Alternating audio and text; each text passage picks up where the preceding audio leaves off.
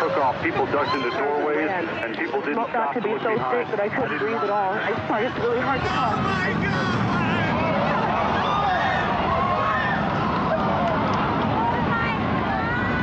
They're both down now. It's just a huge cloud of smoke.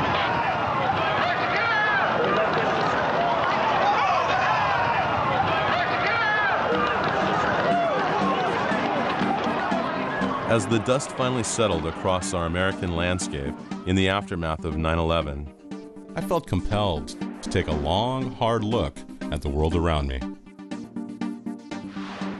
Questions and uncertainty seemed to emanate from all aspects of society. Though I'm far from what you'd call a conspiracy nut, I couldn't help but wonder if we were all being brainwashed, conditioned like rats in a maze, with the goal of making us think and believe certain things without any rational explanation or concern for the effects or the future. Having worked in and studied advertising for many years, I was aware of the numerous allegations regarding subliminal messages used by marketing and PR firms. And while fascinating, for me the subject matter generally got placed in the category of urban legend. But one of Webster's definitions of the word subliminal is existing or functioning below the threshold of consciousness. And then it occurred to me, isn't that the way a lot of the media, politics, and pop culture operates? Below our level of awareness? So could it be possible that subliminal techniques were actually targeting our subconscious minds to get us to do what they wanted? After all, the media itself had popularized this very notion, not only on the network news from time to time. Subliminal. A subliminal message. Subliminal messages, the power of mind control. But by hyping and trivializing the topic in feature films, TV shows, and commercials like these. Hey, have you heard about the crazy new way to send a message today? It's flashed on a screen too quick to see, but still you get it subliminally. Ladies and gentlemen, the 59 Chevy. See it? Isn't it beautiful? You used a subliminal cut. Oh, quite a few subliminal cuts from some photos I made.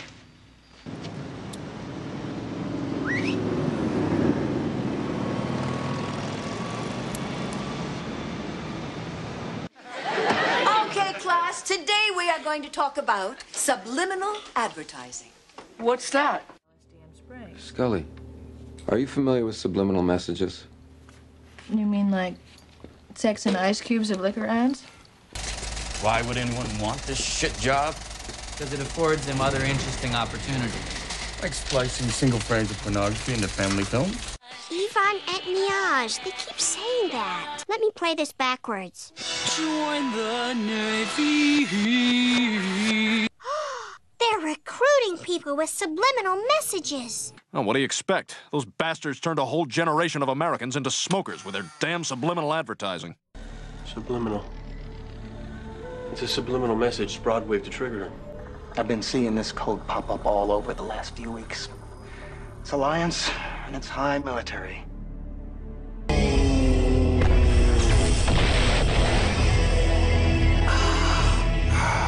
Subliminal advertising complete. See what I mean? The topic of subliminals came up again and again. But could such techniques really be contributing to a variety of social, political, and economic problems currently present in our culture, such as obesity, anorexia, and other eating disorders? The ongoing war on terror. And what about the ever-increasing amounts of debt that has tightened its grip on a growing percentage of the population?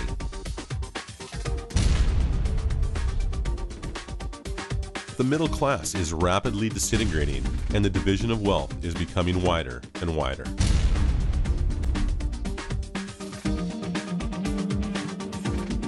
Nevertheless, even leading up to the current economic recession, our rates of consumption have not slackened. We, the people of the United States of America, total less than 5% of the global population, yet consume over 25% of the world's natural resources. Is it possible that subliminal messages and other subconscious techniques have actually been programming the nation? I decided to find out for myself. Now you be the judge.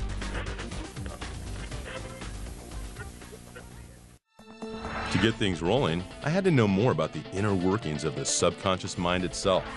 So we met with the man I consider the godfather of subliminals, Wilson Bryan Key. Wrote 4 books on the subject back in the 1970s and early 80s, including the bestseller Subliminal Seduction. If you look at something, smell something, hear something, it's going into your brain at the speed of light almost, and all being retained. Now what comes out in terms of cognitive or conscious perception is very limited bits and pieces of this. One of the earliest acknowledgments of the unconscious process appears in some of Aristotle's writing, which goes back a good bit. Sigmund Freud was the first person to coherently probe the existence of the unconscious and postulate that people have a lot of emotions and drives that they're not aware of. Freud's theories were, at the time, very controversial. Because he was telling people, in a sense, things they didn't really want to know about. Freud used a number of techniques to determine what their unconscious conflicts were, and one of those that he was very involved with was interpreting their dreams. He felt that when people were sleeping, the barrier between the unconscious and the conscious relaxed, and the people actually experienced in the dream state their true unconscious motivations. Freud wrote an interesting book on the uses of these things socially, and he warned these are dangerous toys to play with because we don't understand them, we're not likely to understand them, and they're capable of triggering off pathological response. You know, it really started in America with Ed Bernays, who imported and used some of Freud's psychoanalytic theories to give people in their consumer choices substitutes for sort of primal urges. In his book, Propaganda, he said it was the duty of marketing people to lead an otherwise unleadable, irrational, free people to making a consensus or a decision that was a responsible decision. And so we had a marketing philosophy that was inherently about manipulating and motivating a public. In times like these, most men become highly suggestible.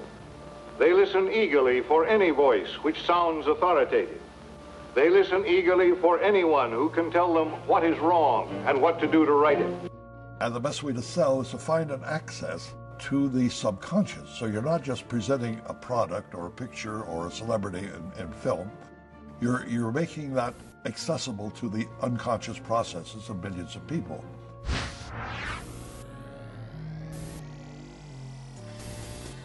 Most of America learned about the concept of subliminal advertising in 1957. There was a marketing researcher by the name of James Vickery, and he announced that he had done this very elaborate experiment, supposedly. He claimed that he had conducted a secret experiment in a New Jersey cinema in which he had flashed the words "hungry, eat popcorn, and drink Coca-Cola" over the movie Picnic starring Kim Novak. And they weren't even single frame ads, they were much faster than that because he was using something called a tachistoscope. The high-speed tachistoscope. This is a projector that flashes about 1/50th of a second, though you can change that speed. And he reported that the Coca-Cola consumption went way up, the popcorn consumption went way up. Enormously successful. In a New York City warehouse, oddly lined with mattresses and chicken wire, Vickery held a press conference in the summer of '57 to unveil this technique. He reported an increase in Coke sales of 18% and popcorn sales of 57% during the New Jersey experiment he claimed was held earlier that year. Today, the Vickery experiment continues to be one of the most misunderstood stories of subliminal messaging in America. Like if you're watching a film and all of a sudden something will quickly flash that you can't actually see, and it puts it in your mind that you maybe want a Coke. In the 50s, you know, like when movies started turning on, they used to put, you used to go to movies, used to put the little popcorn thing, right, subliminally there. And I've heard that they do that in like movies, like buy Coke is like flashed on the screen when it's right before the movie starts. So I could see how you could. Do you think they're doing that in movie theaters? Do you think it's... I don't know, I get really thirsty. Yeah. As a kid in the 1970s, I remember my dad having read Subliminal Seduction, which he quoted as proof that such techniques were being used in theaters. A story I believed as fact for many years.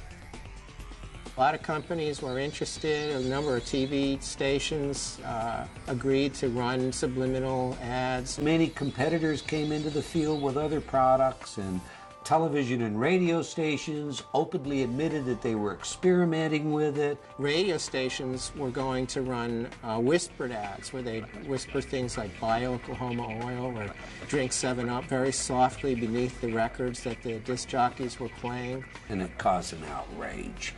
The public got very nervous and very excited about it. There were all sorts of editorials against this. Congress decided that they would have to hold hearings on this. Vickery went to Washington to demonstrate this process. And this led to statements like those by Norman Cousins that condemned subliminal as the most dangerous technology to have ever been developed by man.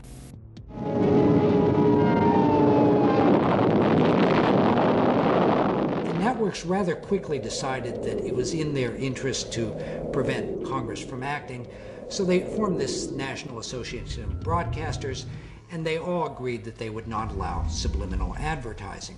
And they took the position that it didn't work. They tried to calm the public's anxieties by insisting that it wasn't effective.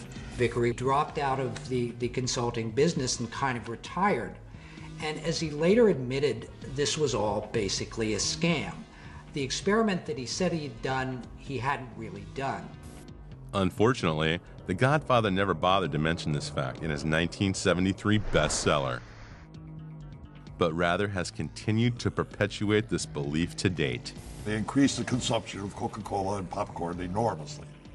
And there's a little grain of truth to it. I mean, there have been other experiments. Arguably, there might be a moderate increase as a result of commands like drink Coca-Cola. It couldn't possibly amount to the statistics that he had suggested. But once you let the genie out of the bottle, it's very hard to put it back in. So we've had this almost a mythos of subliminal advertising ever since then. Although the Vickery experiment seemed to be closer to folklore than fact, there's no denying the enormous amount of additional research that it spawned in this field. So motivational researchers in the 50s developed a variety of electronic equipment that they could measure people's unconscious reactions to. Like one of these was a galvanic skin response where they would measure minute fluctuations in the amount of sweat on your skin, which was related to your state of anxiety. Or also a heartbeat, or they had special cameras in supermarkets that would measure the dilation of the pupils that would indicate how interested a person was in a product. I looked into the numerous studies published in scientific journals since the late 1950s and found that the majority showed evidence of our mind's ability to register subliminal perception. The advent of new technology, positron emission tomography, enhanced magnetic resonance imaging, etc., and we're seeing a whole lot of new research come out, shows us what areas of the brain are excited by subliminal stimulation. Kilborn and Associates in the mid-'80s did a fascinating experiment where they took two actual advertisements that they believed contained subliminal impacts that they had found on their own. And one of them was a Marlboro ad, which showed guys on a horseback driving through the range with big rocks around them. And one of the rocks, allegedly, had been made to look like an erect phallus. And they hired an artist and they adulterated the picture and took the phallus out so they would have a control. And then they showed it to people and measured their galvanic skin responses and found out that the picture with the phallus had a greater effect than the picture without the phallus. But to what extent could something we were totally unaware of having seen really affect us? I contacted a leading researcher on the subject to get their opinion. Dr. Howard Chevron is a professor of psychology at the University of Michigan who has spent over 50 years studying the effects of subliminals on the subconscious mind. We were the first to demonstrate that you could detect responses from scalp electrodes where we had a group of words that were clearly negative and words that were clearly positive. And the words are sort of mixed up together, and they're presented at 1,000th of a second. So I wanted that to be no nonsense, you know, no question about whether people were aware. At 1,000th of a second, you ain't seen nothing. And the basic finding was that the negative words, when they were presented subliminally, would have a bigger voltage of brain response than did the positive words. Again, this goes back to the whole general scientific question, can a subliminal stimulus in and of itself cause a person's behavior to change, and to change in some significant way about something important? And the evidence there is problematic. There are some studies that say yes, others that say no. That's strange. According to the youth pastor at the church I attended as a teenager in the 80s, subliminals in rock music were guilty of causing people to take drugs, worship Satan, and commit suicide.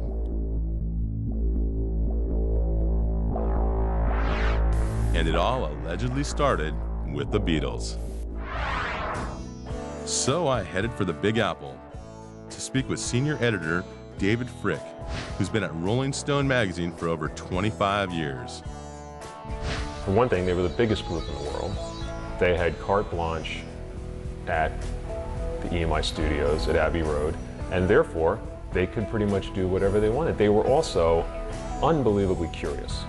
In the summer of 1969, a bunch of college radio stations started this rumor that Paul McCartney had died and that for some strange reason the Beatles were keeping this secret. But it got a lot of people listening very carefully to these later Beatles albums.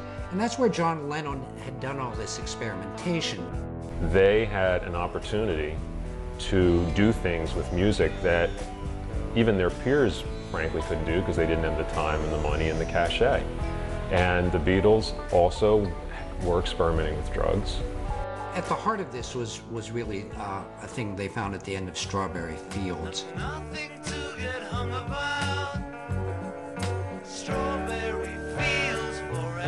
I know, I buried Paul, that kind of thing, whatever. Yes, that is manipulation. That is doctoring. But it's in the pursuit of art. It's in the pursuit of expression. Lennon later told Rolling Stone magazine that what he actually said there was cranberry sauce. So in the recording studio, I had them play this with various filters to make the more legible. And it really does sound like cranberry sauce. There's a very big difference between, say, reverse messages and the artistic potential in manipulating sound. On the track Revolution 9, the track's title is repeated many times within the song. And if you reverse Revolution 9, it actually sounds like Turn Me On, Dead Man.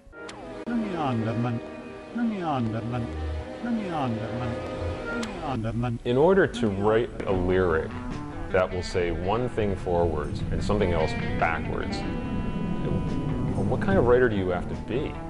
That's a genius beyond my comprehension. I can't imagine that anyone's that smart. You have to draw a distinction between what I call the engineered reversed messages and the ones that are purely coincidental. For instance, it's been found that if you say the words, Jesus loves you, record that and play it backwards, it sounds like we smell sausages. Really? Well, let's see if he's right. Yeah, it kind of does.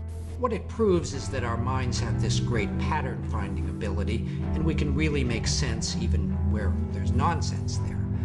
I would think that the Revolution 9 thing is purely coincidental. I contacted the remaining two of the Fab Four, but both were unavailable for comment. However, one musician that was available to speak with us was lead vocalist Jeff Tate of the platinum-selling rock band Queensryche.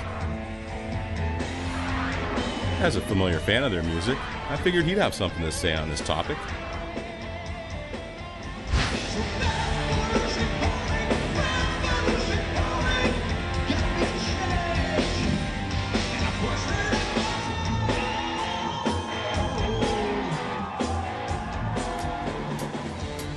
What we try to do with our music is to paint a picture, an audio picture, to best get across the message we're trying to convey with the lyrics. And we use whatever means we can to do that. The first album I remember hearing anything like that on was the Beatles' Sgt. Pepper. That was filled with all kinds of interesting sound collages and spoken word pieces and specialty sounds. You know, some people talk about, the dangers of subliminal messages. They talk about that in music, and I think that topic itself is subjective. What is subliminal? It all depends on who's listening. You know, I hear things very clearly in records, that are there because that's my gig. That's what I do. I listen to things very carefully. Other people might think something's subliminal because they've never heard it before. Well, they're just not focused on it. So I think it's all kind of debatable. We'd like to forewarn you to brace yourself because what you are about to see is hardcore truth that much of the mainstream media would like to keep hidden from your eyes. Another person who seemed to know a lot about subliminals in music was Pastor Joe Schimmel of Fight the Good Fight Ministries.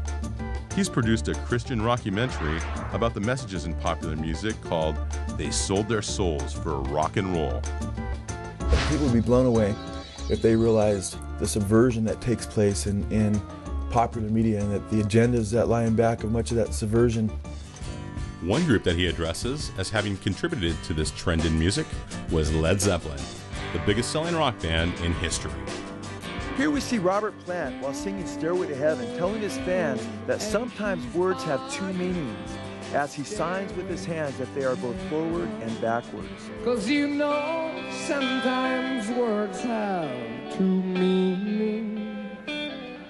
But basically, backwards, and over 25 words backwards straight, it says, here's my sweet Satan, I want to live it backwards like the Zepp, whose power is Satan, and he will give you 666. Rock recording engineer Andy Johns agreed to meet with us to set the record straight on this issue. He's worked with some of the most famous bands in history and engineered Led Zeppelin 2, 3, 4, and part of Physical Graffiti. I was sitting in a room when I was producing Cinderella in about 1987. This child who was on methadone started questioning me on this background masking. It's crap. This satanic phenomena goes far beyond the scope of human ingenuity and is demonically inspired. Bob Garcia of A&M Records stated, quote, "It must be the devil because nobody here knows how to do it." Well, there's no point to that anyway. And you can make anything up you want if you wish.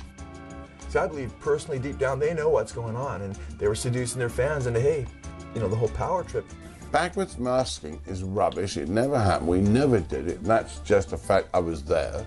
There's so much evidence out there, but it's under the surface at first, and I think when people begin to see it, hopefully they care enough about truth more so than experience. While the jury was still out on this, I figured one way to reach my own verdict was to conduct a mini experiment with a small group of high school students who were unfamiliar with the alleged satanic messages found in this portion of Zeppelin's Stairway to Heaven, which you now hear. We divided them into 3 groups and had them all listen to the same small section of the song, both forward and backwards. For the first group, we displayed the satanic messages which Schimmel and others have claimed were present when played in reverse.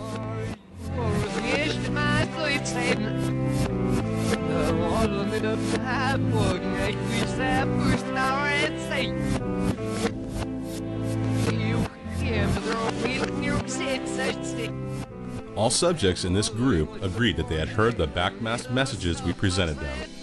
If you listen, they're there. Yeah, I heard them all. That's crazy. But it was definitely put there on purpose and maybe just for certain people to hear it. For the second group, we displayed lyrics I made up on my own, based on sort of what I thought it sounded like when played backwards.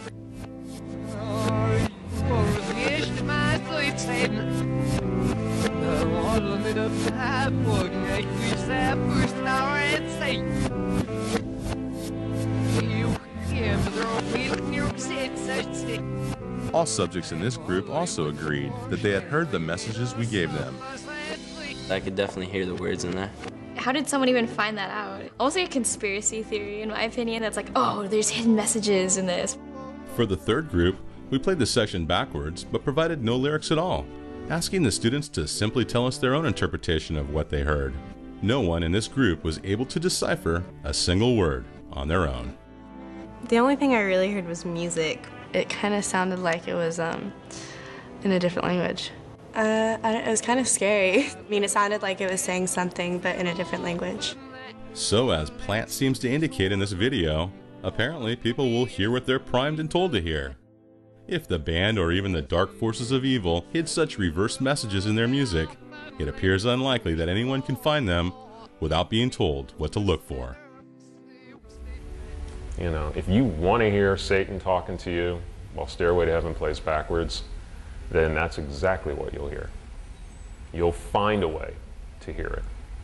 Mark Mothersbaugh is a founding member and lead singer of the band Devo. In addition, he's also produced music for film, television, and video games. First time in Devo that anybody ever said anything to us about subliminal messages, we'd made this short film, and it was long before MTV. It was called In the Beginning Was the End, The Truth About De-Evolution.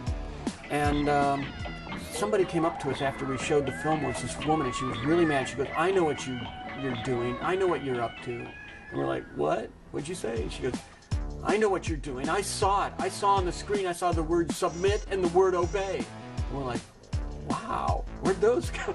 How'd those get in there? And so we were like, yeah, right.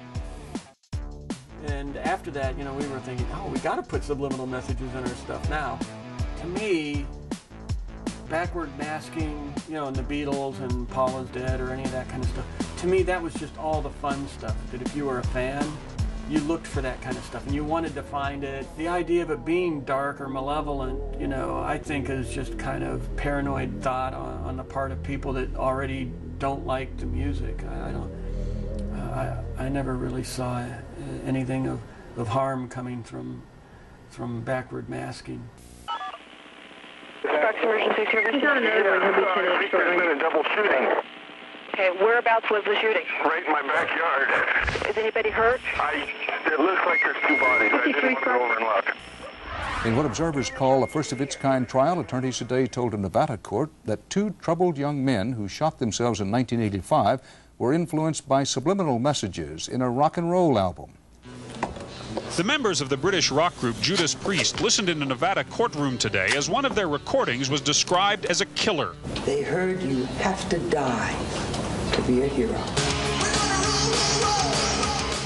And they had played over and over and over again this Stained Glass album, particularly a song, Better By You, Better Than Me. Now, what had happened is the two at a point had looked at one another and they had chanted, do it, repeatedly, do it, do it, do it. Had taken their father's shotgun, had left, gone to the schoolyard, propped shotgun underneath Belknap's chin, pulled the trigger, killed himself. Vance hesitated, he didn't brace it, it blew the front of his face off. I would like to call certain people murderers. I feel that they murdered Ray. Are there subliminal do-its on the Better By You, Better Than Me song? Absolutely not. I heard the word, do it, the words do it, but I didn't understand in what context or why it was there. I identified approximately 7 of them. It's very difficult because it is at a subliminal level.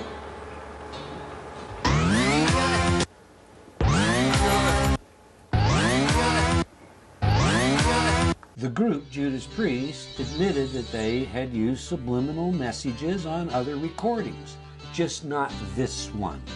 It is the claim of subliminal messages that propelled this case to trial. Similar lawsuits claiming rock music caused damage have been thrown out of court because lyrics are protected as free expression under the First Amendment. But the judge in this case says subliminal messages are not protected as free speech. What is really on trial here is the whole concept of subliminal persuasion. The courtroom is no place for reveries about the unknown capacities of the human mind. We took the judge into the control room and played all of the 24 tracks that were mixed to make this record, and showed the judge how, you put, it was actually at the end of a vocal, and so there was an exhalation of breath combined with a guitar sound, and then if you listen to that with the thought in mind, the suggestive thought in mind that it says do it, you can hear do it. So yes, it was there. And that's what made me so puzzled when the judge concluded that if it was there accidentally. That made no sense to me at all. CBS never produced the original master. The original 24-track master would have been required in order for us to determine whether it had been intentionally placed there or it was indeed a coincidence of sound. And so I argued that it was the straw that broke the camel's back. And the judge decided, look, they had all kinds of reasons to harm themselves, and to make a case for that alone, it didn't hold water. Prosecution have alleged us and tried to paint this picture of drug-crazed Satan worshippers, and nothing could be further than the truth. It's absolutely ridiculous and bizarre. People just don't appreciate that, we're humans with feelings like everybody else, and we don't all sing about love. We would get power from our emotions would just soar with the music, and they would go up and down and up and down, and it was like a drug, like a narcotic. Did you understand what he said? He said, looking back now, the music would almost drive you crazy. Drive you crazy? Well, yeah, it did. I wanted to climb the walls. I couldn't stand it. And his behavior would just change. And you can't always blame it on the parents. You can't always blame it on the music industry. You can't always blame it on movies and television. But all these things we have to acknowledge are influential factors on children and their decisions. So all of these things should be looked at and considered. I couldn't agree more with the pastor on this one.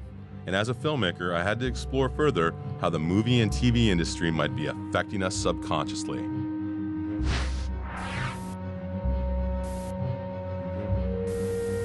Hitchcock was really intrigued by this whole idea of subliminal effects in movies. In fact, the first time he used it was in a film called Spellbound, which was a black and white movie, but it had one frame that was in color. And it occurs when a character is actually turning a gun on himself to commit suicide. And then when he pulls the trigger, there's a single frame of red. What he had to do was to pay an artist to basically hand tint that one frame in every print of Spellbound. So he obviously took this pretty seriously.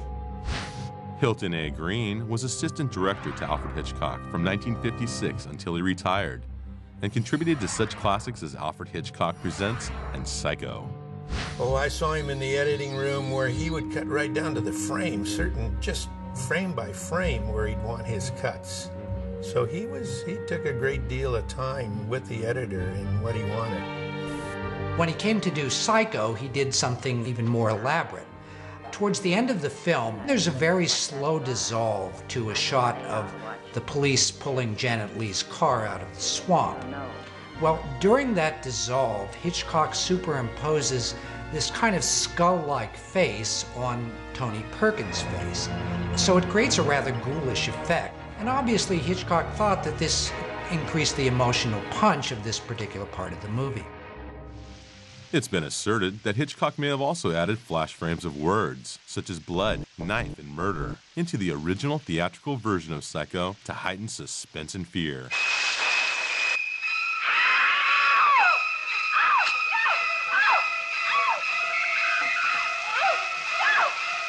Audiences are very gullible. I just feel that you can lead an audience like Hitchcock would do, and I think you could do it with subliminal. It would be very effective.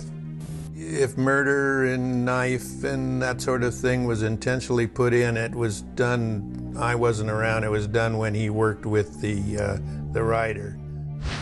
Christopher Coppola is a writer, producer, and director who also apprenticed under his grandfather, composer Carmine Coppola, on the film Apocalypse Now. Walter Merchant and Richard Beggs, with some of the electronics in Apocalypse Now, they were always mixing real sounds underneath sounds that weren't associated with the object to make you feel a certain way, or anything that would heighten a certain fear during the warfare. On top of that desire to be very, very accurate was this desire to go very deep psychologically. I mean, there were any number of tricks or things that happened in the soundtrack of that movie. During the helicopter attack on the village, a wooden trestle bridge is destroyed, and so these wooden timbers their explosions. Also mixed in with that were the sound of bowling pins being struck with a bowling ball.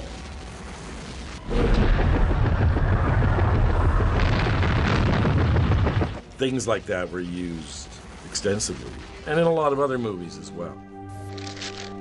Like I know, like in The Godfathers, you want to make fear something's going to happen, they mixed a baby cry, you know, and stuff like that.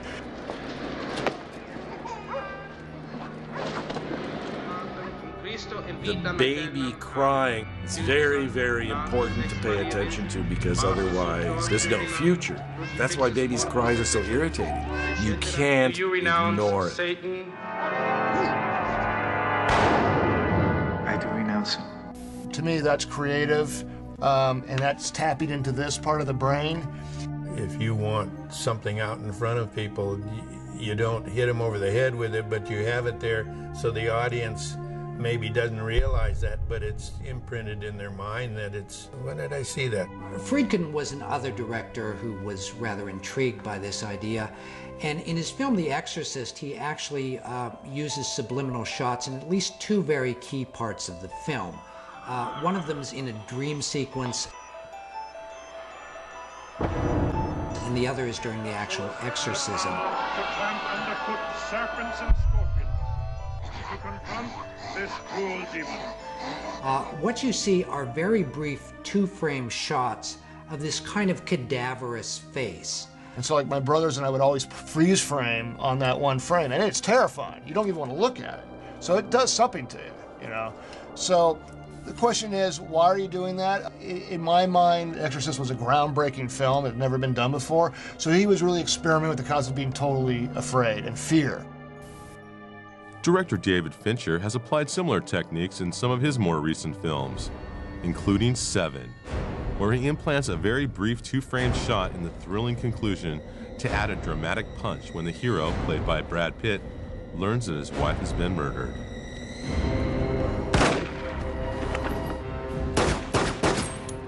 Although you might expect such tactics in films like this, the last place you'd probably expect to find it is in Disney animation. Last June, delegates to the Southern Baptist Convention's annual meeting voted to boycott Walt Disney. They are pushing a Christian bashing, family bashing, pro-homosexual agenda. There was the suggestion that a clergyman became sexually aroused while he was performing a marriage ceremony. The allegedly offending bulge goes by in less than a second. But if you were to slow down a few frames of this scene, you might think the preacher was indeed more than happy to see Ariel. There. Right there, right there, right there. What is it? It is clearly his knee. Everybody knows it's his knee. Not everybody. We ask for a transformation of Disney, or Disney will go down. And what about the numerous claims of hidden sexual imagery in other animated Disney films? such as this phallic symbol in the background of the original movie poster from The Little Mermaid. The letters SEX, formed by flower petals in the night sky of this scene from the theatrical and VHS release of The Lion King.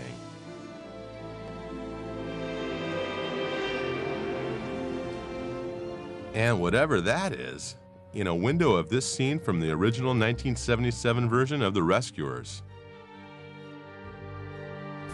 Disney has repeatedly denied such allegations. It's just people spending too much time looking for things that aren't there. With the re-release of these films to DVD and Blu-ray, former Disney CEO Michael Eisner is finally right. The hidden images really aren't there, no matter how hard you look, because they've all been sanitized and removed from the newer versions. However, the public scrutiny, bad press, and comedic satire still plague Disney to this day. That's how we can sell sex to little girls. See, if we make the posters with little girls reaching for your junk, then you have to wear purity rings or else Disney Company looks bad. If hidden sexual imagery might be considered subliminal, what about the modern-day epidemic of product placement?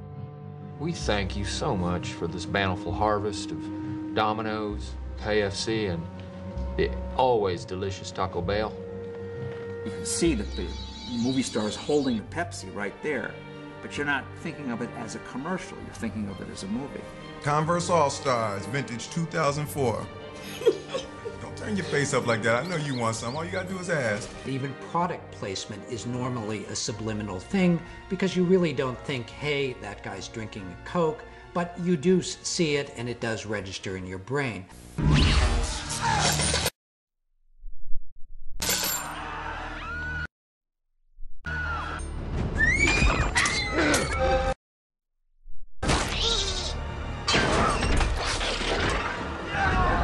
I think that's the best way to do it than hitting them over the head with a product right in their face.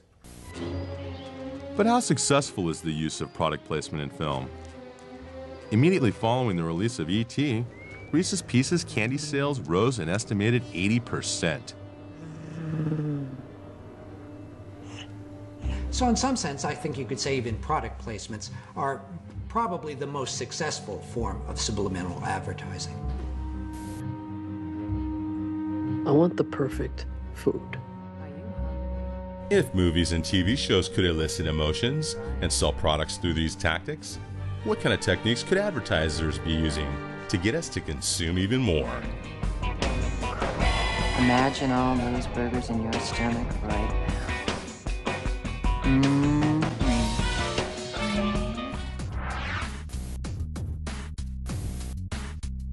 Jerry Mander spent 15 years as an advertising executive during the 60s and 70s, including 5 as partner and president of a San Francisco ad agency. He's best known for his books, 4 Arguments for the Elimination of Television and In the Absence of the Sacred. The average TV viewer sees about 30,000 commercials per year. That's 30,000 repetitions of a single message. And the single message is, buy this, do this, it's going to make you feel better, you're going to like it. If you're not doing it, you're probably not very hip. This is going to solve a problem for you 30,000 times.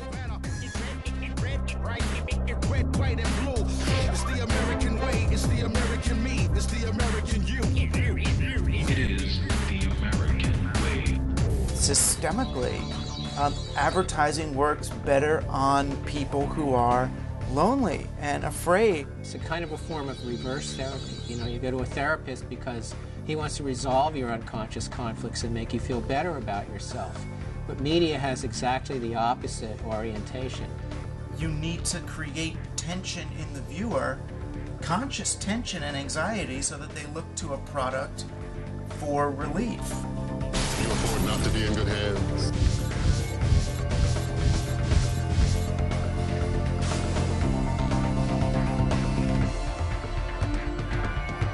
If people are happy, they're not going to buy stuff they don't need.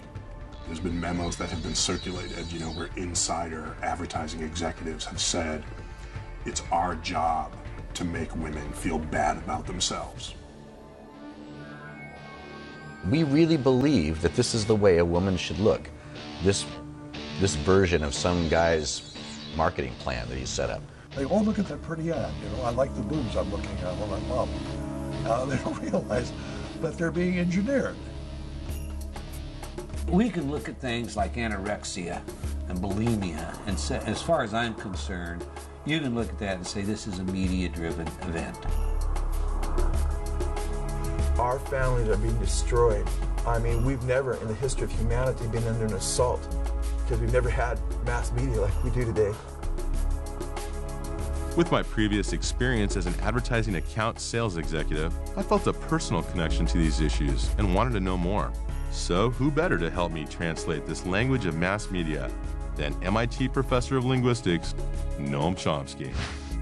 As a world-renowned scholar, political activist, media critic, and author, he's written dozens of books, including Manufacturing Consent, Profit Over People, and Failed States. Is the purpose of the television ad to make you an informed consumer making a rational choice? No. The purpose of the ad is to delude and deceive you with imagery. You'll be uninformed, you'll make an irrational choice. That's what business spends hundreds of billions of dollars a year on. And the last thing they want is markets. What they want is coercion and control.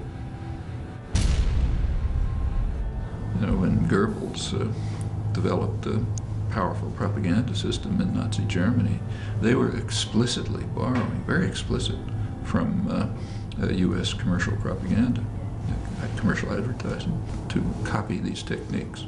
You know, simple slogans repeated over and over again, appealing to the emotions, I mean, all those ideas which had been worked into practically a science. Anne Simonton was once a top fashion model and has appeared on the cover of Vogue, Glamour, and Sports Illustrated. Today, as founder of Media Watch, she's a leading authority on the effects of mass media. If we don't have any kind of critical analysis, some kind of overreaching way in order to analyze and understand what's being fed to us, how people can be manipulated, people enjoy the manipulation. Advertising is fun. Reality is boring. You take the blue pill, the story ends. You wake up in your bed and believe whatever you want to. You take the red pill, you stay in Wonderland. And I show you how deep the rabbit hole goes. All I'm offering is the truth.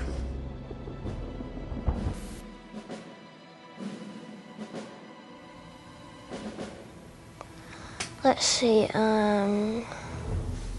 TV pretty much. Advertisers are looking to get the attention of younger and younger children. And any advertising directed to a young child should be considered subliminal, because young children don't know the difference between the ad and the program. It all blends seamlessly together. Any advertising to 4-year-olds or 5-year-olds or 6-year-olds is dealing with a consciousness which is not using rational processes. People use the television as a babysitter, right?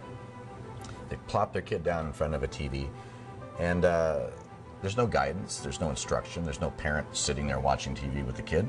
They start targeting children at 9 months old. They've noted that by 2 years old, they can achieve brand loyalty and recognition. This is extraordinary.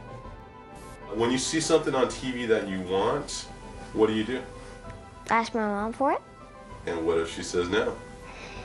I just keep asking and annoying her for it. You know, every psychology student discusses, of course, the 4 fundamental drives, the 4 Fs. There is fight, flight, feeding. You never forget the 4 Fs when they're explained to you that way. Our society, largely driven in part by advertisers motivating us to consume, we end up with the 5th drive. It's more. More.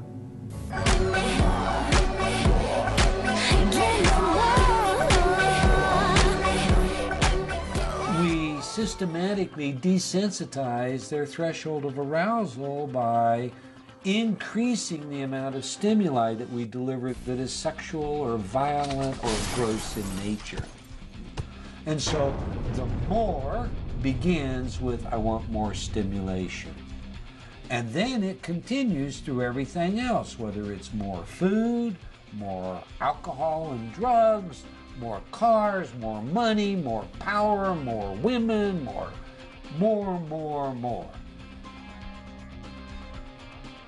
I mean, why are people maxed out on their credit cards and buying things that, you know, who knows if they need them? I mean, consumerism becomes a secular religion where we use certain material goods to fill holes in our souls.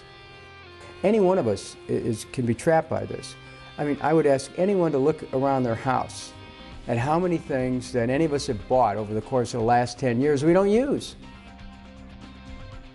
Simply knowing what's going on is not going to protect you from the effect.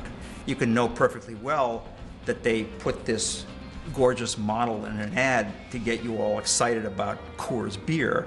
The fact is, it's still going to work. We're all consuming and acting and behaving precisely the way that they want us to. It's what the church does, it's what monarchs did, it's what advertisers do, and you know, and the game continues. Some are wondering if perhaps there was a subliminal ad, a flash of a commercial product seen on the show. But how deep does the game go? What are the rules? And is subliminal advertising really used to ensure that the house always wins?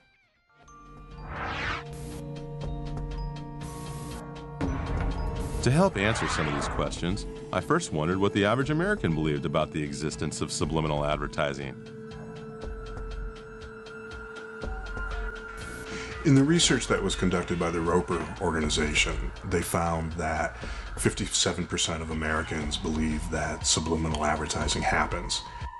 I think there's so much in the air, there's so much a sense of sort of distrust in government, in powerful leadership, that I wouldn't be surprised to find that more people now believe that subliminal advertising is practiced than have in previous decades. So we went to the mecca of advertising, Times Square, to conduct our own mini-survey and see if this was true. Well, I'm sure it does. Can't say I've ever picked up on it myself. There's gotta be something, but I haven't really noticed that. Not as much. I don't think nowadays. I think it's pretty straightforward. Well, I think there's certain advertising companies, that for whatever, trying to market an item, just subliminally, they'll throw something in and then you don't even think about it. Definitely. Yeah. Definitely, yeah. When I watch television for over a couple hours, suddenly I'm very hungry. And I do realize that it's from the advertising or the subliminal messages. You mean like the Camel cigarettes? There you go. The image on the Camel? I mean, I'm sure that exists, absolutely. I'm sure it exists. I don't really know much about the technology, but I'm sure it does. I know it's supposed to be illegal, but I know it exists still. Yeah, you've heard it was illegal? Yeah. Okay. My best example of subliminal messaging would be like when you watch a movie and all of a sudden you see everybody's drinking Pepsi. I don't know. I think that the colors are subliminal. Like, no one really realizes that most things are a certain color for a reason. Well, I do believe that advertising agencies use subliminals in their advertising. A significantly higher percentage of those we spoke with did believe that subliminal advertising existed today. But where was the proof? And could it really be used to sway a person's feelings and decisions toward a certain product? I tried to remain open-minded as we returned to the experts for an explanation. To be effective, a subliminal message has to either stimulate an unconscious anxiety or satisfy an unconscious fantasy. You discover very quickly that the human brain is extremely sensitized to things that deal with the beginning of life, reproduction, sex, as we vulgarize it, and the end of life, death. Now, if you can plant something in there that's strongly motivating, sex and death, the unconscious will remember that for a long time. We don't know for how long. According to Key, examples of this type of subliminal embedding date back much further than we're aware. However, not everyone we spoke with agreed on this. Most people can see what they want to see in almost anything. And there's an author who's a I mean, it's a sad and paranoid guy who sees sexual imagery and ice cubes and everywhere he looks. Is there any way you could call that something else? I mean, it's not a telescope, it's not a leaning tower of pizza, it's a penis. The problem is we hide this stuff from ourselves. We don't want to deal with it. And once you come to terms with this, it turns the whole world upside down. If the medieval artists can do it, why not Chicken McNuggets? I must admit that I too started questioning the Godfather's credibility when he claimed that SEX was embedded all over and even baked onto the Ritz cracker itself. The SEXs are all over the cracker. Makes them taste better. I love Ritz crackers. The fact that he made some allegations that are not credible doesn't mean that the substance of what he had to say wasn't, logical and totally persuasive. I decided to give Key the benefit of the doubt and hear him out on some of his other examples. This ad appeared on the back cover of Playboy, of Time. The ad was used for about 3 years. How could this stuff ever sell Johnny Walker Scotch?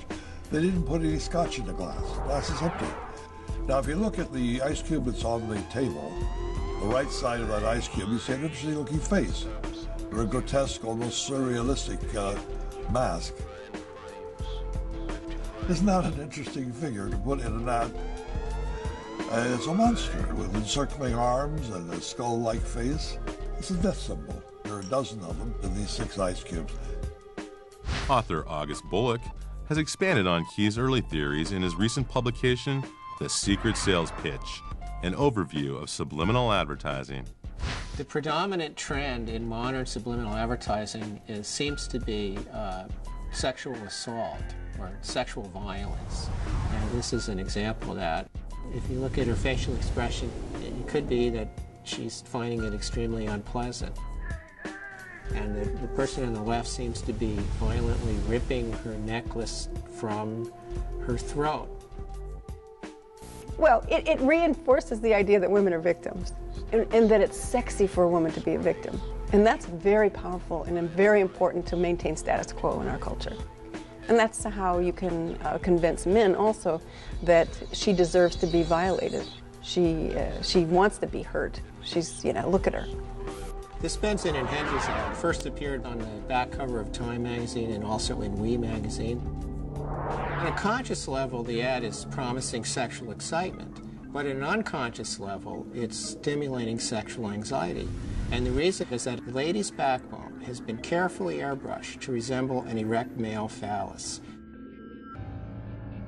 Anxiety is associated with the consumption of cigarettes. We all know that people smoke more when they're nervous. It's totally logical to think that making them nervous induces them to smoke more. To really intend to make people anxious, and you don't know how that person deals with anxiety, the only thing you're wanting is that he light up a cigarette, but you don't know what else it might do, okay? That to me is outrageous. If you're very sensitive to the idea of phalluses, you're going to have a much harder time seeing the phallus in the Benson and Hedges ad than if you're not. And if you're more sensitive to it, it's more likely to have a greater effect on you unconsciously. So in that respect, that they are tapping into something that I think is strong, potentially, and therefore is very worrisome.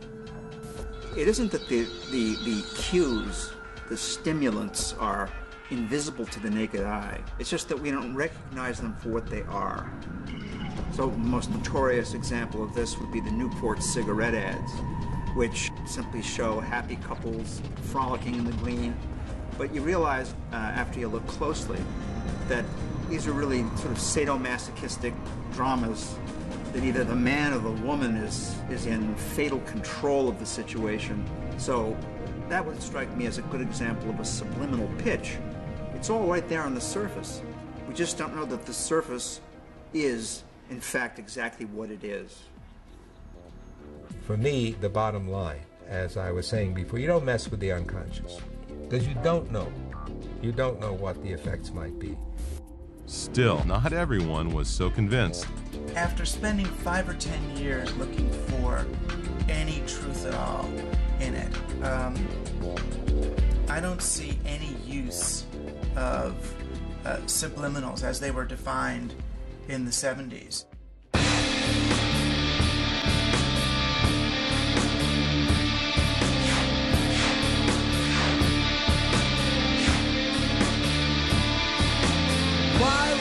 waste your time wondering what's wrong, wondering what's right in front of your eyes, or what makes you sick.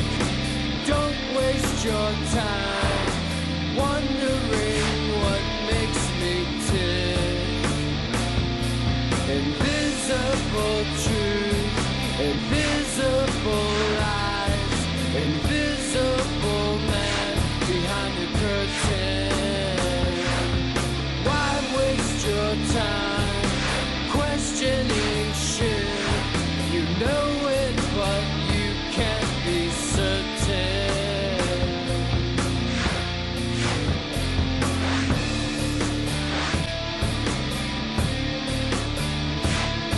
Well, sex ain't what I need, but sex gets the job done. It's not like you've been shooting heroin. Buy a new wardrobe, buy a new Audi. Don't wonder where all I've worked inside ad agencies. I've worked side by side with evil people. You know, to see, did anybody anywhere do any of this? And no. Aside from his musical career with Devo, Mark Mothersbaugh is also the founder of Mutato Musica in Los Angeles. They've composed musical ad jingles for dozens of clients, and they're also responsible for over 100 original scores in film, television, and video games.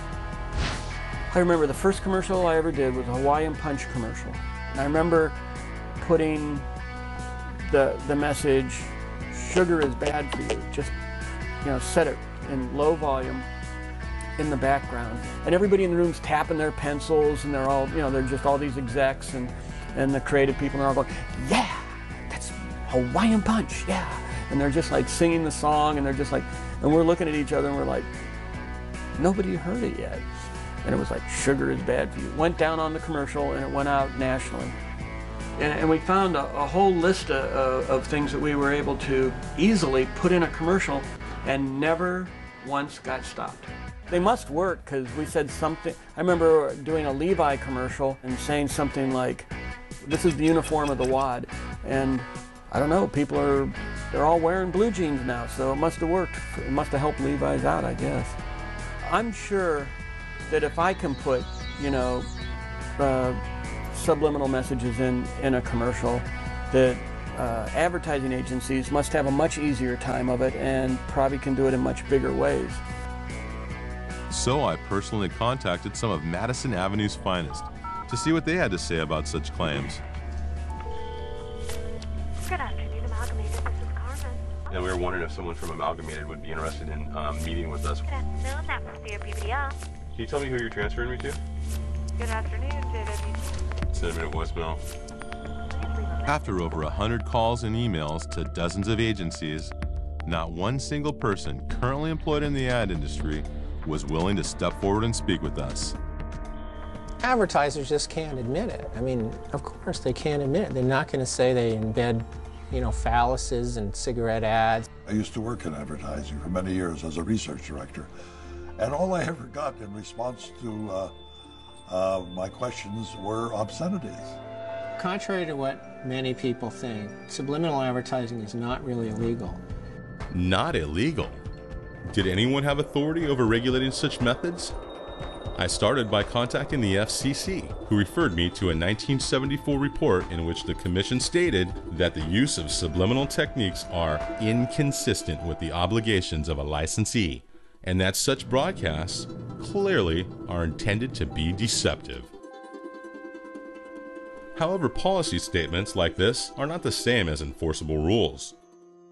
Furthermore, the FCC has no authority over advertisers, just the broadcasters that carry their messages.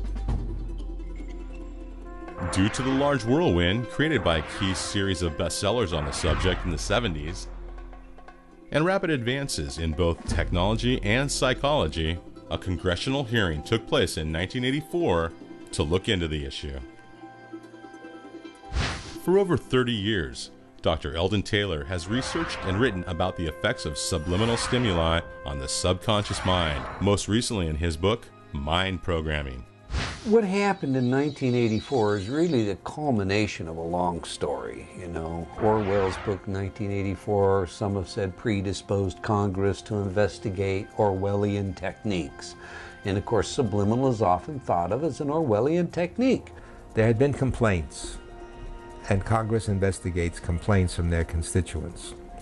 The House Subcommittee on Science and Technology wants to find out if the technology is being abused.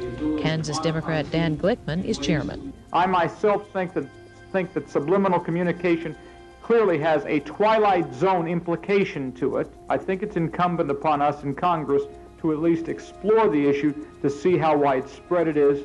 The veritable who's who of the advertising world appeared, and they argued subliminal does not work.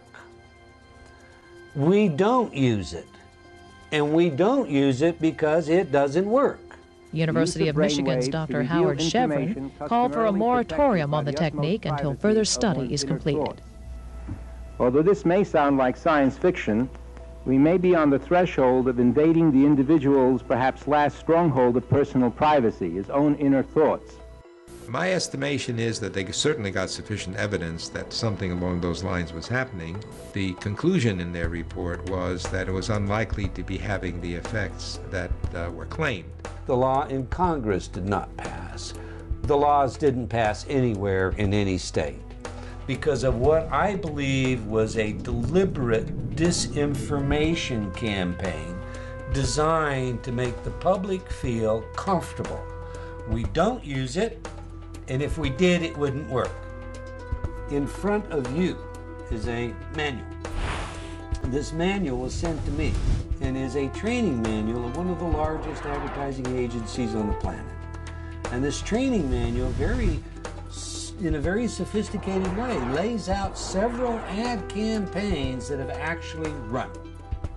Major products, how they embedded both taboo imagery, devils and whatnot, and sexual imagery.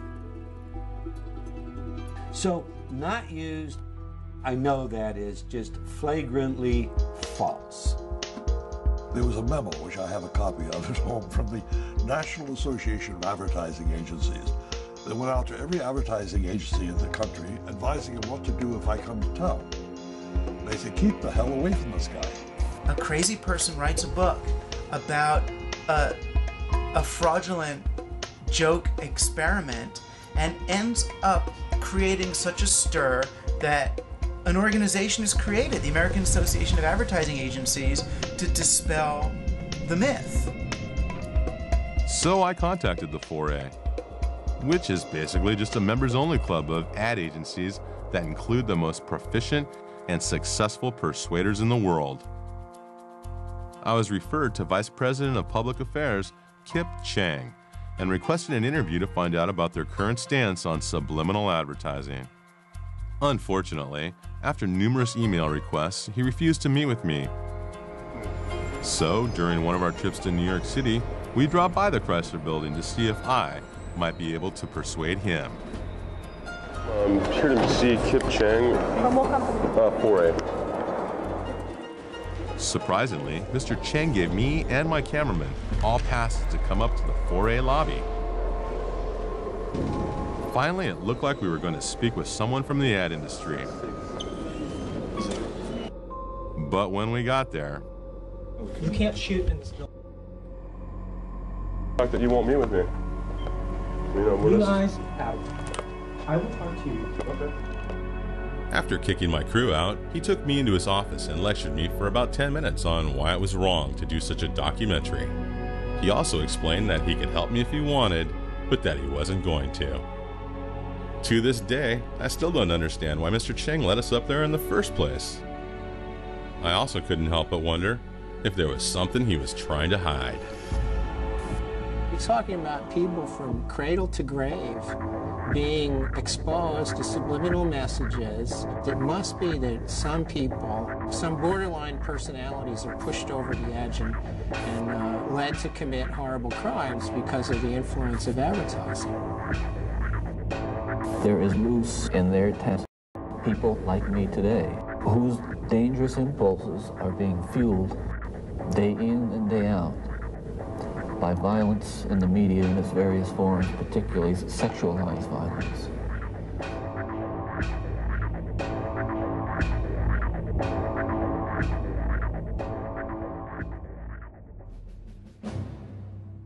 If advertisers and corporations could be massaging our subconscious with these tactics, in what way might our own government be programming us?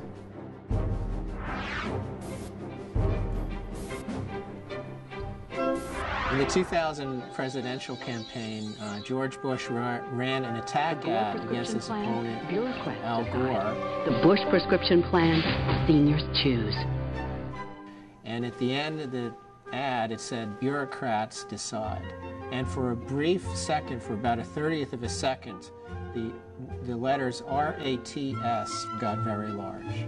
When this came out, it was a very big deal for at least 1.5 news cycles. Well, some people in the advertising industry say they believe the inclusion of the word rats was intentional, even if it was not designed to send a subliminal or subconscious message. Now, that is not an accident. Will Robinson is a Democratic media consultant not associated with the Gore campaign. He finds it implausible that no one noticed the word rats when the ad was in production. Someone made a decision to put that word up on screen and make it part of the spot. And they worked hard to make sure it was that way. The Bush campaign, of course, has denied this. They say that it was an accident. Just ask the man who made the so-called rats ad, Republican consultant Alex Castellanos.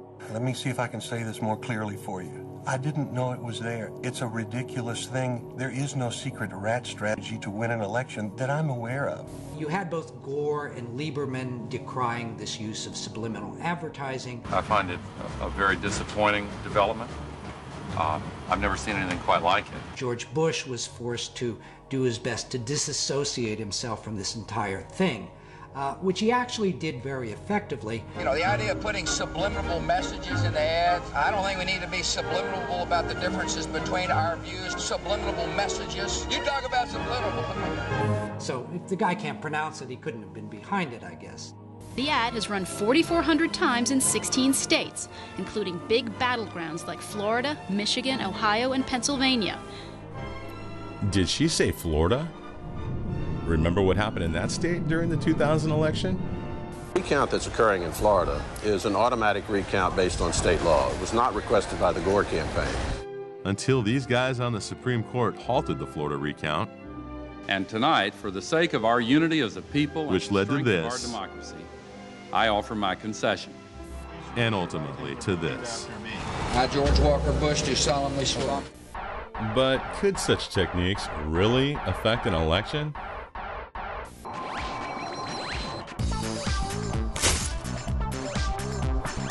This week on Science Sensei.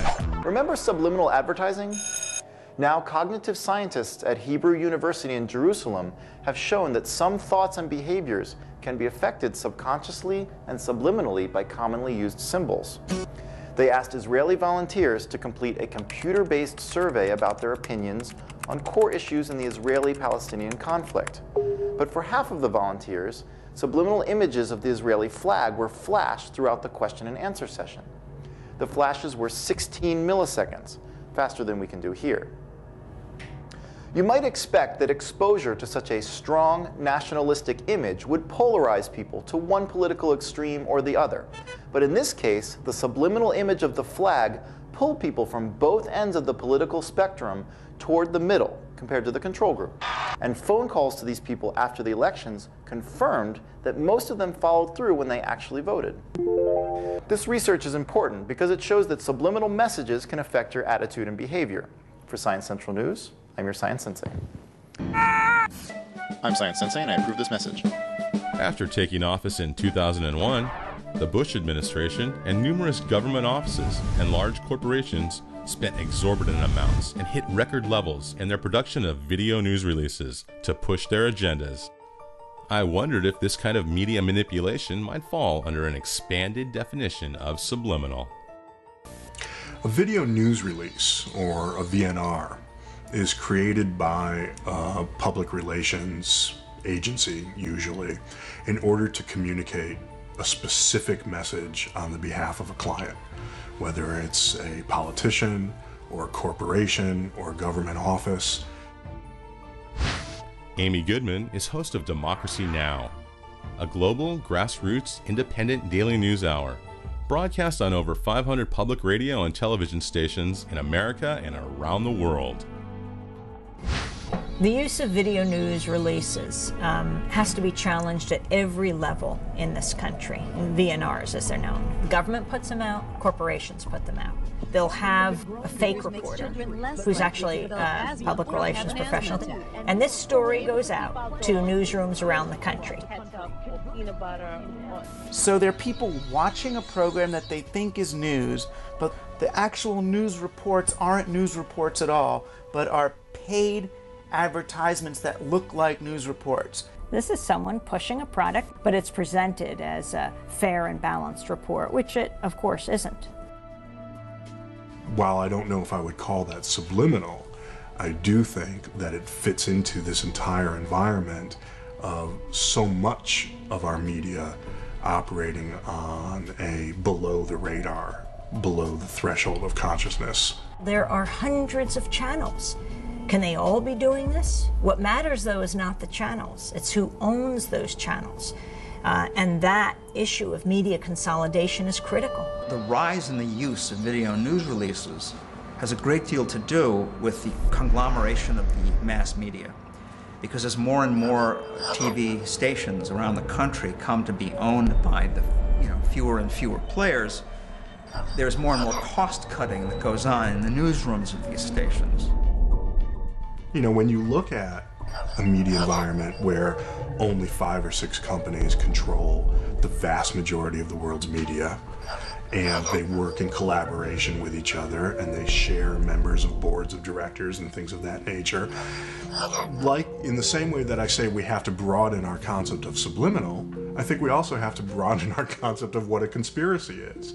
They're using our airwaves, and they have a responsibility to bring out the full diversity of opinion and to get to the truth, not to bring you news stories that are disguised as their own when they're simply government or corporate propaganda.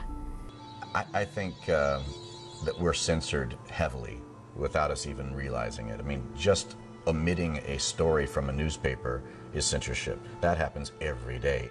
This is why media monopoly matters. You really can silence different views. You can silence dissent when a few media moguls own so much, when you have just a few framing who is right and who is wrong, who is evil and who is good.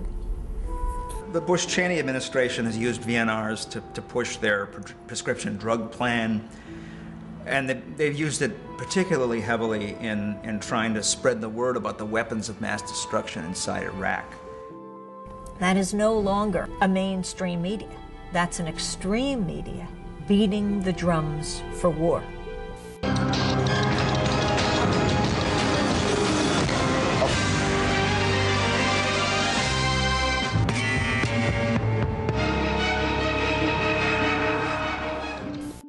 It was time to head to our nation's capital to speak with some government officials about this type of media manipulation. The campaign has been one of disinformation and misinformation. The war in Iraq was based on lies. That's generally accepted. It's interesting there's been no consequences. This administration has sunk to the lowest level to use media and to use certain forms of it to deceive a nation. Iraq's weapons of mass destruction. A clear threat to the United States. There's dozens of ballistic missiles. It has sponsored and sheltered terrorists. Paying suicide bombers. Chemical weapons are equally true. Biological weapons, including anthrax and botulism toxin. Biological and chemical agent to kill millions of people. I remember the Secretary of State saying we have to take the war to them before they bring it to us. It simply makes no sense to wait any longer. Take action before it's too late. Delay in decision and inaction could lead to a massive and sudden horror.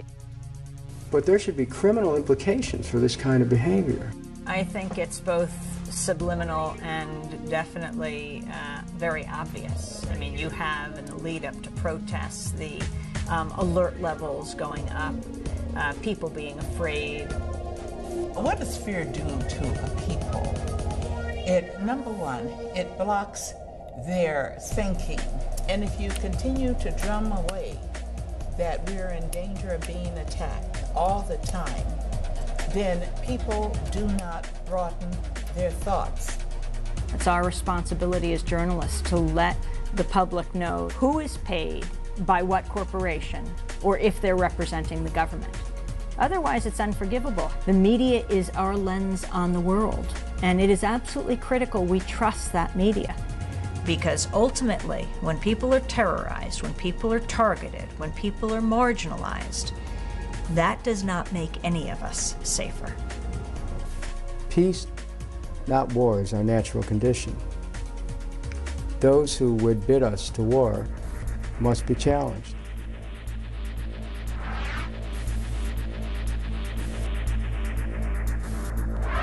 In my ongoing research, I learned about military divisions within the U.S. Army called Psychological Operations Units. Their main goal is to influence a target audience, such as governments, organizations, or individuals, and to induce specific emotions, motives, and ultimately, behavior. When you start to talk about PSYOPs, of course, people start looking for your tinfoil hat. Psychological operations is what I prefer, because PSYOP kind of sounds like it's a, clandestine thing. And I'm not into conspiracy theories per se. An Army document written in 1980 by the former commander of the 7th Psychological Operations Group even mentions how PSYOPs techniques may approach the subliminal. The fact is that highly sophisticated ways of incapacitating people, of terrifying them, making them anxious. Our military and our intelligence bureaus have been studying this kind of invisible weaponry for decades. I mean, it's at least as old as the Cold War. Meet retired Colonel John B. Alexander, a man trained in psychological operations in the mid-60s, and author of Future War and Winning the War. The main emphasis then is how do you crank out leaflets and things of that nature. Of course, technology has moved considerably since then.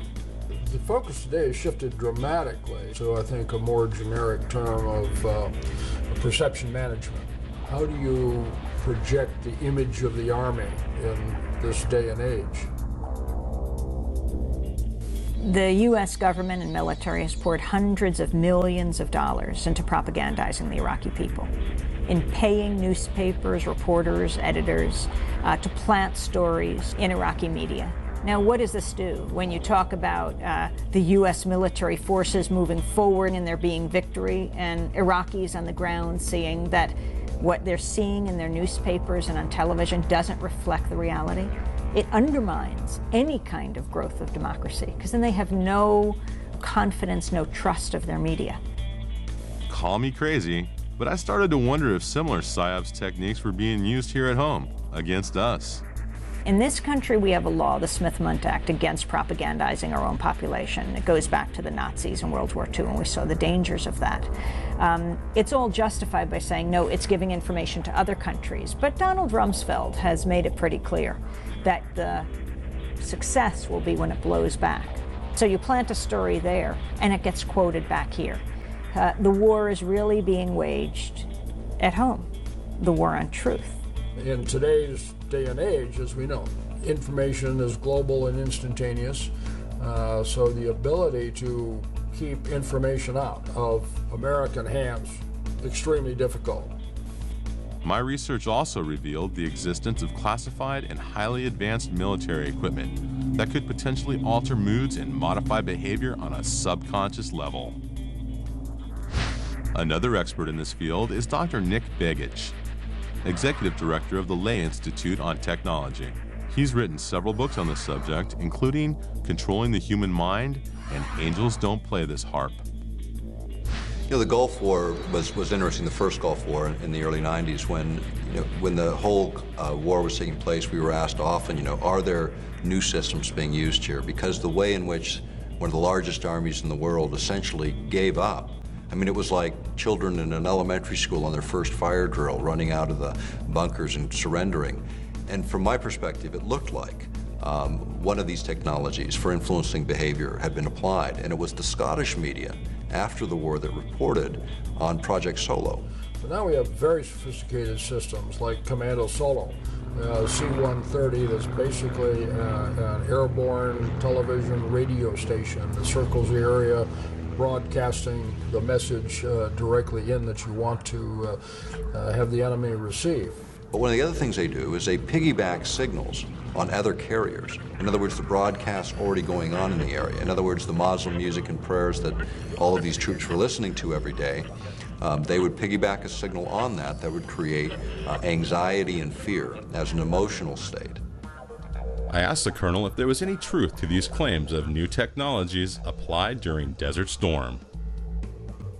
Not that I'm aware of. To disclose these technologies, this changes everything. One of the finest articles on the subject is an article called "The Mind Has No Firewalls," and if you look at it, it is a fine explanation of all of the various ways to carry a signal in that would influence human behavior at a distance. Whether you use TV, radio, electrical grids, the internet, all of these things can be effectively used and have been demonstrated. These technologies that we're talking about today, because the American public wouldn't accept them, because the American public would see them as a violation of the Constitution, the only way they could be introduced is an environment of fear. And what environment do we have today? You know, this is an Occam issue, Occam's razor. The simplistic stuff works. Then why did the government and military conduct secret experiments on the general public with projects like MK Ultra in the 50s and 60s? But the idea first was they looked at chemical means, telepathine, LSD, all of the psychoactive drugs to see what would happen. They also started to look at electromagnetic means, even as early as that, to manipulate behavior. Eventually, it came out on the President's Commission on the CIA activities within the United States that eventually showed that the CIA had been involved, and the FBI involved, and other agencies involved in mind control techniques being applied against American citizens without consent. And MK Ultra was a part of that. And what about the FBI techniques used against David Koresh and the Branch Davidians at the standoff in Waco back in 1993? And in what may be the weirdest turn of events so far, the loudspeakers also pumped out Tibetan monastery chants at steadily increasing volume aimed straight at Rockvan Koresh's sanctuary.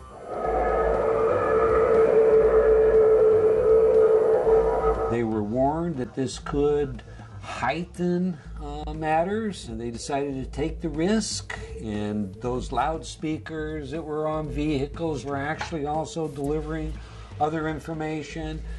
Now we're talking about words and specific voices that people would recognize on a subliminal level that they would not consciously be aware of.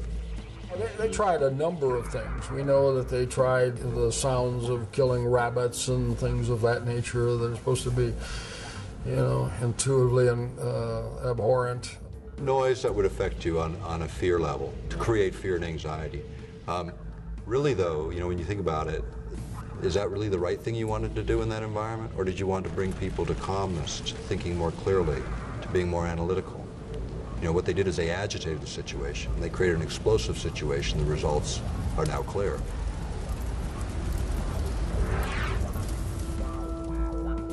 The simplistic stuff works. Then why has our government and military created Project HARP in Alaska? HARP is the High-Frequency Active Auroral Research Project. It was originally a joint effort of the Air Force and Navy. It's now run by DARPA. It's just dropped a little bit in terms of classification, but it has multiple possibilities and lots of effects. They just finished upgrading it from 48 antenna to 180. The thing about HARP is an instrument designed to do exactly what Persinger was talking about, which is this idea of modulating the ionosphere in a way that can be used for weapons applications. Why we're concerned about it is earth-penetrating tomography. And earth-penetrating tomography in plain language or by analogy would be like X-raying the Earth. It's not using X-rays, of course, but it's the same concept. predominantly has to do with communications because of our long-range communications. We use, bouncing the signal off and down. What are the effects of bouncing a wave like that off of the ionosphere, do you think? Probably very minimal. It probably goes up and mostly goes down. It's like punching the ionosphere, and every punch of high frequency causes the ionosphere to vibrate in harmony. That it converts the ionosphere from direct current to alternating current, and then it behaves as a giant broadcast antenna, pumping the signal back to the Earth in the ELF range.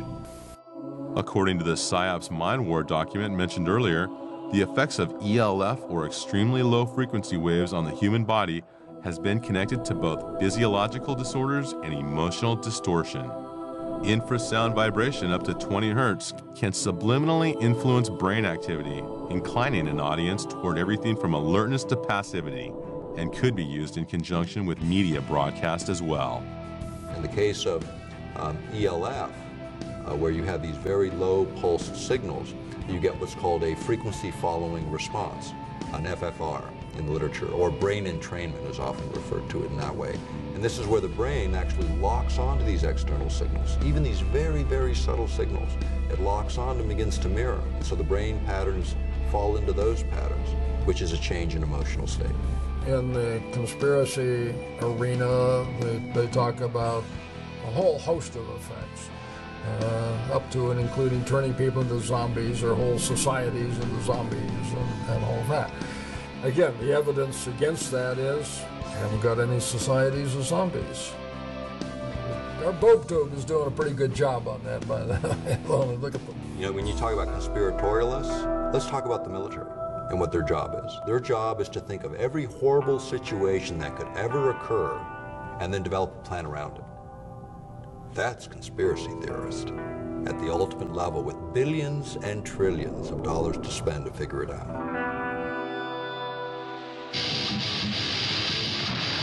Who are they?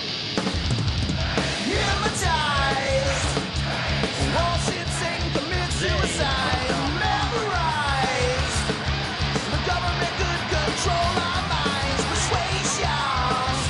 Propagandists will go to any lengths to influence people's opinion, including murders, right? I mean, whoever's responsible for 9/11, were they doing it to kill those 3,000 people? Or were they doing it to influence the world? They say it's okay and we do it anyway. Suicide. They want people to follow orders, push buttons, stand in line. They're afraid to death of the rogue mentality. Program. Go ahead and program the nation. When you manipulate people, it's anti-democratic. What you're really trying to do is you're trying to control people. People don't need to be controlled. They need to be able to make their own decisions. Consciousness to freedom to think is a fundamental human right. The idea of violating free will is something that even God doesn't do.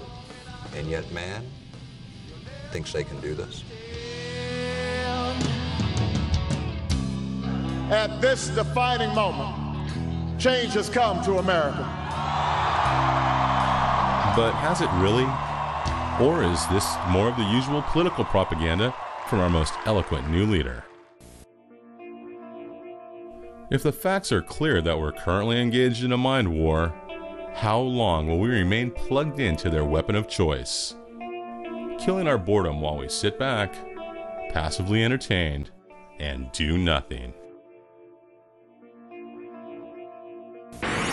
Baghdad, 3,000. What can we do?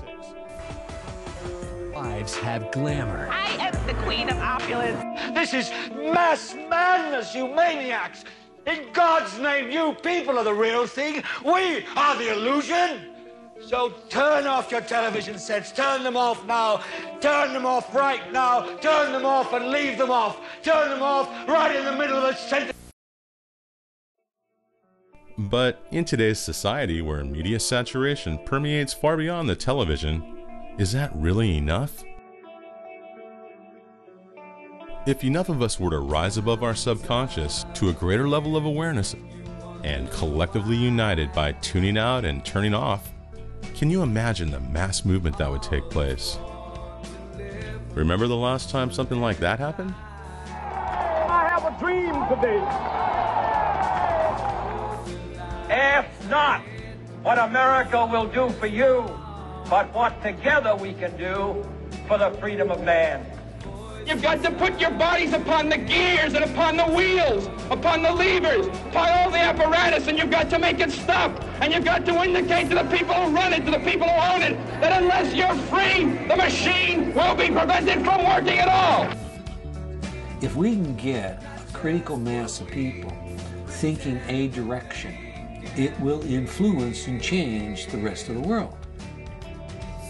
This collective mind, this mind field, tend to lead me to believe that that might be the greatest hope man has. But until then, for me, it's no longer a question of if, but to what extent the government, mass media, and advertisers have succeeded in programming the nation, and how far they might go if left unchecked and in control.